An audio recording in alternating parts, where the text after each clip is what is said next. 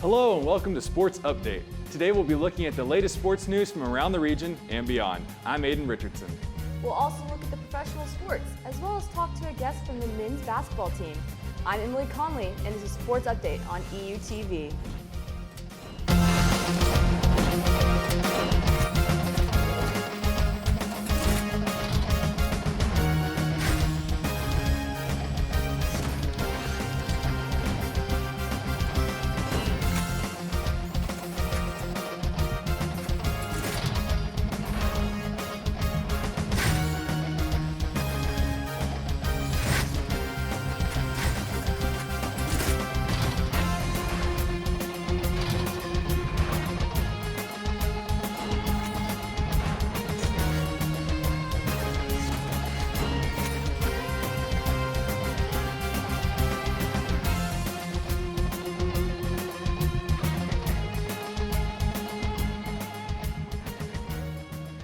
Boy, another huge week in sports, Emily. The Evangel Valor football team wrapped up their season. I know, a close to their season, but a start to the basketball season. It's their second weekend of playing, and things are looking good for both men and women. They are. And speaking of that, let's take a look at men's basketball. The Evangel men's basketball team took on Arkansas Baptist in a game that would truly showcase the dominance of the Evangel Valor. The contest took place at the BBC Classic at W.E. Dowell Fieldhouse this past Saturday afternoon. The first half of the game showed the Valor take an early lead as they led the contest 23-7 at the end of the first half. They then pulled away in the contest in the second half, ending the game 85-53. The Valor were led by Cade Kaufman, who ended the game with 22 points scored. He also had a career-high 6 3-pointers in the contest. They were also greatly assisted by Pavel Antonov, who sparked a 12-0 run for the Evangel Valor after a steal. Evangel ended the game with 46.4% from the field, 39 rebounds, and 26 assists. This dominant win gives EU a season record of 4-2. Women's basketball was on the road this weekend, competing at the Lonnie Cruz Warrior Classic. On Friday, the women of Valor faced off against the Southwestern Mound Builders. The Valor started off hot in the first quarter, with the first 2 points being free throws by senior forward Zoe Mullings. In the fourth quarter, Evangel would go on a 14-1 run and had a shooting percentage of 61. The Valor put up 33 points in the final quarter alone to record an 87-65 final. Senior Bailey Harmon led with 16 points, followed by Mullings' 12. Saturday, the Valor played another competitive game against the number 18 ranked Sterling College. The Warriors put up a flashy 29 points in the first quarter, Evangel trailing by 14 points. In the third quarter, the Evangel scoring margin dwindled. In the last quarter, the Valor went on a 10-2 run, but could not catch up with a final of 74-90. Evangel will take a week off before their first game against University of Health Sciences and Pharmacy in St. Louis on November 22nd. The Evangel football team ended their season against Central Methodist University this past Saturday afternoon. In a season full of highs and lows, their last game would be no different. Evangel's defense was top-notch as multiple turnovers were forced. After CMU scored right before the end of the first half, the score was 7-0 at halftime. Evangel came out of the half fired up as Dylan Decker threw a 37-yard pass to Joshua Tips. This pass put EU within scoring range. However, despite multiple attempts and a 12-yard field goal opportunity, the effort proved to be fruitless. Anthony Levirafon had a huge interception which gave EU their first and only points of the game. Despite EU's effort, CMU won the contest 17-7. For the fourth time in 6 years of Chuck Hepla as coach, Evangel finished the season with at least 5 wins. Boy, you know, season full of highs and lows is a great way to describe Evangel's season. Absolutely, and you know, we talk about enjoying a good football game over Thanksgiving break, but we're not going to this year. With Dylan Decker graduating, the team has a lot of potential still, you know, to go into the next season really great. And I think that there's an opportunity for them to be better because they've seen their capacity. That's right. You know, we have some great guys. You know, Chuck Hepla went out scouting all this past season to get the best guys, and we have those guys now. And, you know, last season, I believe we only recorded 2 wins. So we are on the up and up, you know, we're improving. And that's what's most important, because even the best players, if you're not constantly improving, you're not the best player anymore. So Evangel will just keep improving, and I think they can do better. You know, we have some young and hungry freshmen and sophomores that are wanting this opportunity, and the next few years, that opportunity is going to be theirs. So I think we're in for a great next couple of years. A season of growth was definitely a way to describe this season, you know, phasing in the old and the new. So I just think that these next few seasons, we're going to see something that we weren't expecting. We're going to see a dominant Evangel Valor team. I agree. And speaking of on the up and up, we're seeing basketball record some great stats and games this season compared to what we've seen in the past. Oh, it's absolutely. Really impressive. The men and women both been so impressive. The men have been doing phenomenal. And then the ladies, as you said, one win and then one tough loss this past week. But they've looked so good. They've looked like such a cohesive team. And I know that the women's coach especially, he's putting a lot of effort into making his team solid, making them work together. And it's showing results on the court because even in these losses, they've looked like a good unit. And that's what you want in basketball. It's like any sport. It could go either way. But what's important is that you work together as a team because that's what you can build off of. And I think we're going to see a great season for men and women. Absolutely. And this is a really transitional time for women's basketball. He's brand new and he just pulled in an assistant, just a couple of weeks ago during preseason. So you can only imagine that coaching right now, he's got a lot of obstacles to face and they're still playing great. And regardless to play against number 18 with a loss, they still play a really competitive and aggressive game. So that's what they're looking for. I agree. I think we're going to see a great season for men and women. Absolutely. Well, coming up later, we'll be checking out some of the college games that were played this past weekend. And in just a few, I'll be here with Ike Igwu from the men's basketball team, who will tell us about the beginning of their season. Stay with us.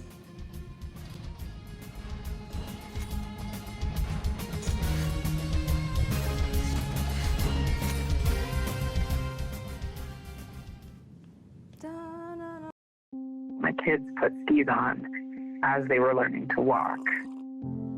I want my kids to be able to have those moments with their kids. Being a scientist, I'm worried about climate change in so many different ways for my kids. From the second you have a child, you want to do everything to protect them. I think our action on climate change is no different. It's just an extension of being a mom.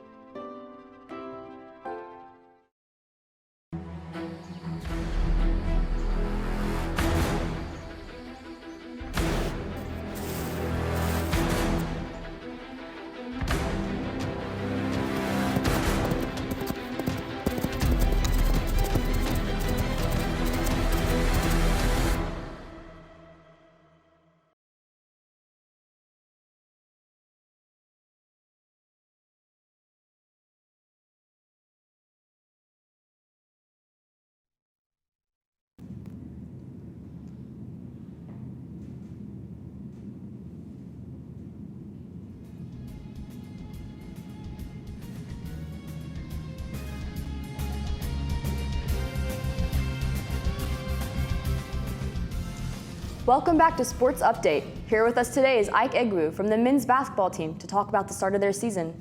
Thanks so much for joining us here on Sports Update. No, thanks for having me. Yeah, so it's your senior year on the basketball team. How long have you been playing? Total, I've been playing since I was like 4 or 5 years old. Wow, that's a long time. That's a long basketball career. Yeah, so I guess what sparked your interest in the sport? Really, it was kind of my dad who's kind of just like threw me into it. It was like around like kindergarten. He was just like, you want to like play basketball, you want to try it out? And at first I was kind of reluctant, but then I was like, you know what, might as well give it a shot. And then after that, I just kind of like fell in love with the game. Right, as most 5-year-olds would be reluctant, that makes sense. So like at what age do you think that interest shift to being like, I'm serious about this? Definitely second grade, second grade-ish, when I noticed that I could be like, actually like really good at it. So I just kind of like put my mind to it and I said, yeah, this is really what I want to do. Awesome. So throughout your career, have you had a lot of coaches that have been influential into developing you? Oh yes, I definitely have had a lot of coaches. Specifically, I know one of my high school coaches.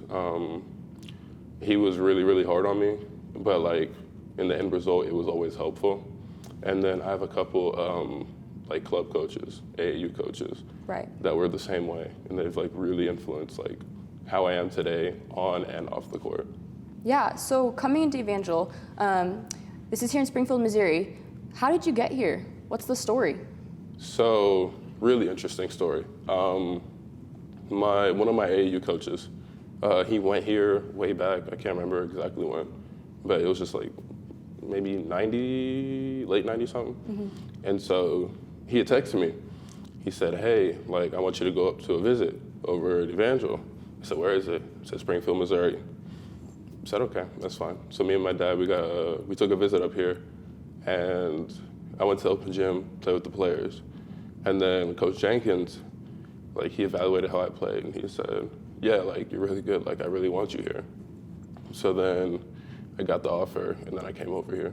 That's awesome. And where are you coming from? I'm coming from Dallas, Texas. Right, so you've got a little bit of a drive, Yeah. good like 6 hours, right? 6 hours, 15 minutes, yeah. Yeah. So this is a big change, and especially this season, Coach Jenkins is no longer at the helm of things. How are things looking differently with Coach Capel? Coach Capel's doing a really good job of like transitioning and like making sure like everything feels the same, but like kind of like keeping like our main goal like at task. So like we've always told ourselves like we want to win a national championship, and so he constantly like tells us like if I want to win that national championship, like I got to do this, I got to stop doing this, and he just like pounds it into our minds to make sure that like we stay on our goal like each and every day. Yeah, so you would say like the dynamics are pretty similar. Yeah. Okay, awesome. So what are we looking at in practice? Is there anything that's different as far as that? Practice is a lot more competitive. Wow. Like in terms of like the players, he'll let us go at it because he knows like for example, like we get fouled all the time in practice, which is fine. So like when we go into the game, if we get fouled, we'll still finish our shots. We'll be like sort of reluctant to get mad at the refs for like not calling fouls. Like we're already used to it, and like it doesn't even bother us. Absolutely, you definitely play how you practice, so it's great to see how that translates onto the court in a real game. So far in the season, how do you think things are going? Things are going really well right now. We're currently 4-2. We just won our past 2 games, Friday and Saturday, and we're just blanked. Yeah, we're 4-2. 4-2, and that's a really great start, and I think we're going to see great things from y'all for the rest of the season. How do you think that the season's going to go? Honestly, with the way that the season's going right now, I feel like we'll be really good, and we'll end up being like first or second in the conference, and then we'll definitely make like the national tournament. I'm excited to see y'all go to the national tournament. That's pretty epic. Yeah. So is there anything specific as far as goals at the end of your senior year that you're really wanting to meet? I mean, team-wise, just get to the national tournament, bring back a title for the school because we haven't had one since like 2002. But personally, I haven't really established any personal goals like that. But as the season goes along, I'll kind of like keep up with those. And then once I figure out like my personal goals, like I'll stick to it, make sure it happens. Absolutely. Well, I can't wait to come watch some home games. Thanks so much, and best of luck going forward in your season. Coming up, we will be reviewing NCAA sports and the NFL. Stay tuned.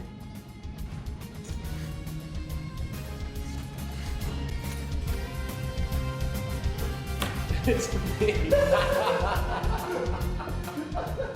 We have to redo it?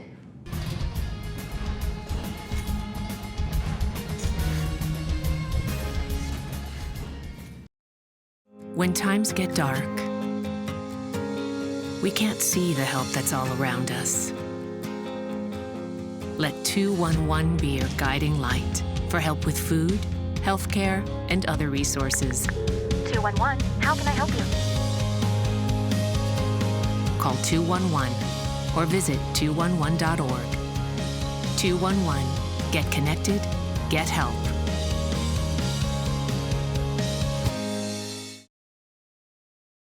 When times get dark, we can't see the help that's all around us. Let 211 be your guiding light for mental health and other resources.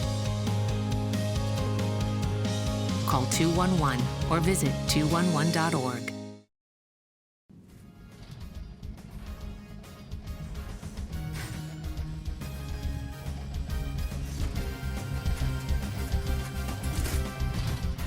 After the first 2 games of the college basketball season, the first rankings have already been released, and they seem to be very telling.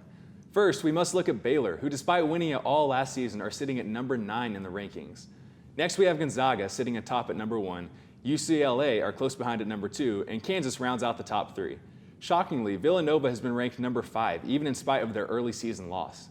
In another surprising turn of events, many are predicting that West Lafayette will have a breakthrough season. Although we have the early rankings, it will be difficult to predict the season until it unfolds before us. However, Gonzaga sitting at number 1 is a good sign for their upcoming season. The Baylor Bears fans were left speechless after ending the fourth game I gotta restart. I wrecked it as soon as I started. Okay. The Baylor Bears left fans speechless after ending the fourth-ranked Sooners' 17-game winning streak. Bears quarterback Jerry Bohannon threw a touchdown and ran for 2 scores in the fourth quarter. He plans to use this game as motivation for what the team can do in the future. Linebacker Terrell Bernard absolutely harassed the Sooners with 9 tackles and 2 sacks for Baylor. The Oklahoma freshman quarterback Caleb Williams threw 2 interceptions and was replaced by Spencer Rattler in the fourth quarter. As the game came to a close, Baylor fans stormed the field in celebration, only to find out that there was 3 seconds remaining after a timeout. Sooners coach Lincoln Riley was irate after waiting to clear out the fans and get his players back on the field for the final snap. The number 14 ranked team, the Iowa Hawkeyes, defeated the Minnesota Golden Gophers in a thrilling contest this past Saturday night. These two teams have often been considered to be rivals, and this game showed that off in full force. The teams were very evenly matched in the beginning, as neither team could come out with the early momentum. However, the Hawkeyes came out of the first quarter fired up. They scored a touchdown and a field goal to end the second quarter with a score of 10-7. The contest continued to be a close one as both teams traded points until the very end. With 41 seconds left and 0 timeouts remaining, the Hawkeyes were down. However, Caleb Shudak miraculously scored, giving the Hawkeyes a much-needed win. This performance shows why Iowa is ranked near the top of the list.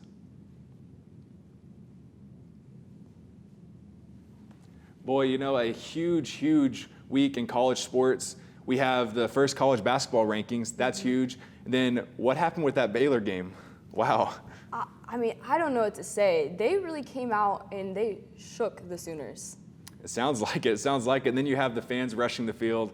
Just a crazy night. And you know, 3 seconds of football, that's plenty of time for a score. So I can understand why that coach was so frustrated with that. I would have been mad too. I can only imagine. And I'm sure that Coach Riley was also frustrated with his quarterback. For sure. After playing an amazing season, this was the game that they were just left in shock at what he couldn't do. And then you have Iowa and Minnesota playing a tight game. They've been rivals for years now, and that's usually how their games unfold, just close, hard-fought battles that one team barely ekes out a win. But, you know, we've got playoffs and all that coming up soon, so it's important that these teams start racking up wins. Right, absolutely. And you mentioned Villanova being ranked 5. Why do we think that is? That's a crazy thing. You know, they've suffered, there's only been 2 games, and they suffered a loss. I think that maybe just because of their past speaking for itself, because they've been such a great team these past few years, but it's still very surprising that they're in the top 5 despite losing, when there's teams that are ranked number 11 and number 12 who have yet to lose. I think it is their history. We know that they have, they're coming from a good coaching staff. You know, they've got potential, and that they always do well. So you never know what could happen. You never know what could happen. Absolutely. The Falcons have fallen after losing in the largest margin of victory since Week 8 of 2000 to the Dallas Cowboys. After a rough game last week, the Cowboys were motivated to make a change. Dallas quarterback Dak Prescott threw for 2 touchdowns. Ezekiel Elliott scored twice, and Nashon Wright was able to recover a blocked punt in the end zone. Dallas debuted their kicker, Liram Hairulahu, at the age of 31, who recorded touchbacks on all 6 of his kickoffs. Atlanta quarterback Matt Ryan was pulled before the end of the third quarter after he threw 2 interceptions and was sacked twice. The Cowboys limited the Falcons to their season's worst with 11 first downs. A blowout game by the Cowboys completely embarrassed the Falcons with a final score of 43-3. Chiefs fans were reminded of their strong team from the last 2 years after Patrick Mahomes played a standout game against the Raiders on Sunday. Mahomes threw 5 touchdown passes and plays that seemed impossible. The Chiefs held the Raiders to 82 yards in the first half, their fewest at a home game in 8 years. The Raiders debuted receiver Deshaun Jackson after the release of Henry Ruggs III, who was charged with felonies in a DUI crash that killed a young woman. Jackson caught a 40-yard pass from Derek Carr, only to lose the ball by Rashad Fenton's defense. Carr threw touchdown passes, but had his 3rd interception in the last 2 weeks. This was the 2nd game in a row that the Raiders have lost, allowing for the Chiefs to return to the top of the standings. The final score was a whopping 41-14. Wow, it looks like we have just 2 blowout games. You know, you said it best, the Falcons have fallen. That's crazy. You know, you don't see games like that in the NFL because these are the best teams in the world. And you have the Cowboys who haven't had the greatest season destroying them. What happened there? I don't know. We're seeing, a flip of a coin this week. It's crazy. Anything can happen, but we're talking about a 40-point margin in that game. A 40-point margin. And you said it again with the Chiefs, how they look like the team from 2 years ago. But my question to you is, why has that not been the case the whole season?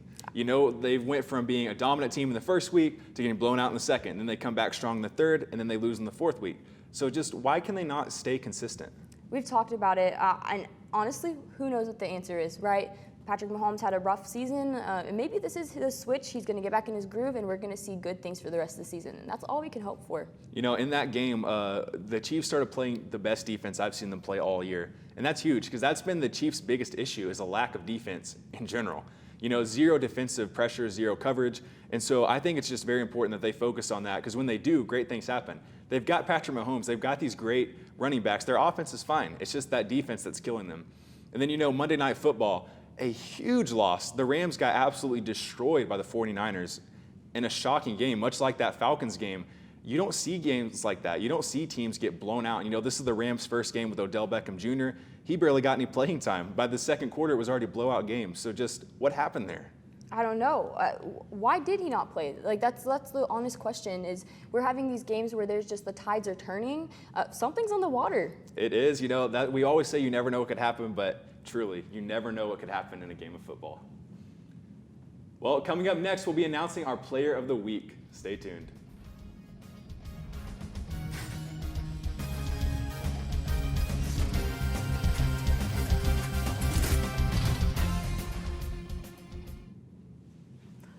Think about that Vici game and you said,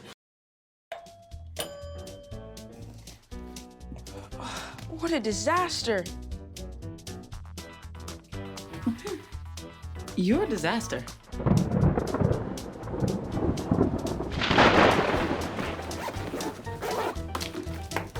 This is a disaster. You can't be ready for every little disaster, but you can prepare for a big one. Make an emergency plan today. Severe weather can strike anytime, anywhere, but there's a simple way to stay safe. Hey, Jim Cantore here. I stay safe in dangerous weather by planning ahead. You can stay safe too with a few easy steps. Build an inexpensive kit with supplies for your family's needs. Write down important information like phone numbers and medications. Always talk with your family and remember any pets in your planning. Be ready, be safe. Start your plan today at ready.gov/plan.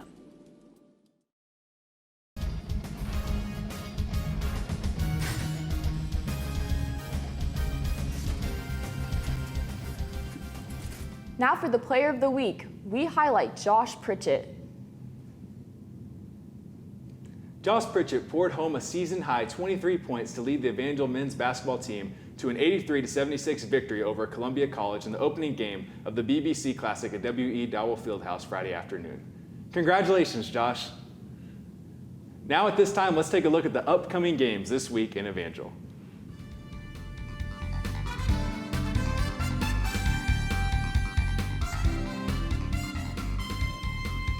The men's basketball team plays at home against William Baptist on Tuesday, November 23rd, and Saturday, November 27th against Drury in Springfield, Missouri. Women's basketball play Monday, November 22nd at University of Health Sciences and Pharmacy in St. Louis, Missouri. They also play Friday, November 26th at home against Oakland City. Go Evangel Valor! I'm excited to see some basketball coming up. We've got Thanksgiving break and they're gonna have to practice and play through the holiday. I agree, that schedule's pretty short. There's only a few games before the break, and I know those players are excited, but with the way that season's been going so far, I think they could be some dominant games for Evangel. We're looking forward to a great season for both men and women. It's going to be epic. I agree. Absolutely. Best of luck to all the teams this week in their upcoming games. That's all the time we have today for Sports Update. I'm Emily Connolly. And I'm Aiden Richardson. Be sure to join us next week as we bring you the latest in sports news. This has been Sports Update on EU TV.